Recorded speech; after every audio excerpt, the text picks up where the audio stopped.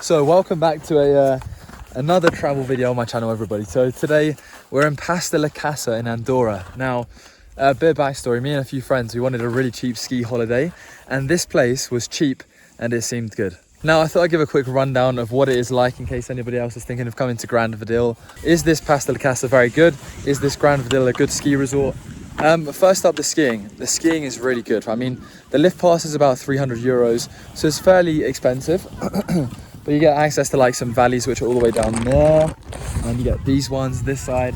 So there's plenty of places to go. There's a few blacks, a few reds, a few greens, a few blues, a bit of everything, a forest, a very good jumps section. I would say that the blacks don't feel to me as steep as some of them in Val Thorens, but still they're perfect. They're still challenging, very challenging.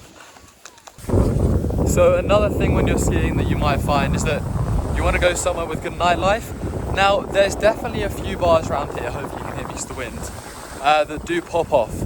However, I wouldn't say that this nightlife is insanely good. Après is fully packed though, so Après is still very good here. So the nightlife I think is good enough, but if you was coming as a two and looking for great nightlife, then I'd probably say it's not 100% ideal. The views are stunning. Oh my god, honestly.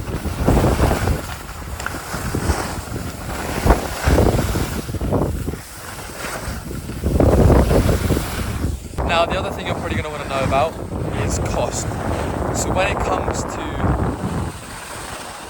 it comes to the cost, this is one of the cheaper places on offer, I think, for skiing, because Bulgaria is known to be super cheap. This Andorra and Casa, this I think it's Grandvalira Resort, is really quite cheap because the accommodation, if you've got a group of you, can be very cheap. So we paid for 6 people about 700 euros for a week stay. So it works out about 120 something-ish, 140 euros each per person. And then, as well as that, then flights, we flew in to Toulouse from London, and then from Toulouse we basically got a bus there. So the flights were super cheap, obviously you have to pay extra for luggage. There's like 9 euros plus 16 for luggage each way, so about 47-ish I think. So about 40 to 50 on flights. And then there's also a transfer which cost there and back around 40-50 euros each. So it's like a 2-hour drive into Andorra, there's no airport.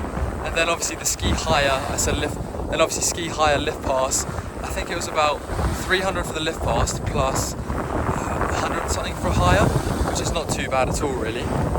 So all in all, I think we worked out, but before we came here, to get the holiday booked and the accommodation and the ski stuff, we spent about 500-ish pounds, which is really, really good. Obviously, you spend a lot on nightlife and drinks, but the drinks here are some of the cheapest I've seen in Andorra because you don't pay tax on alcohol.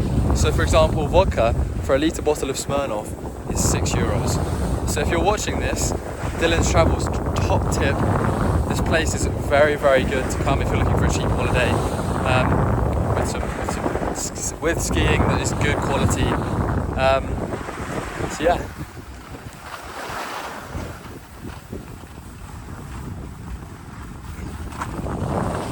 I definitely recommend it. There's black up there.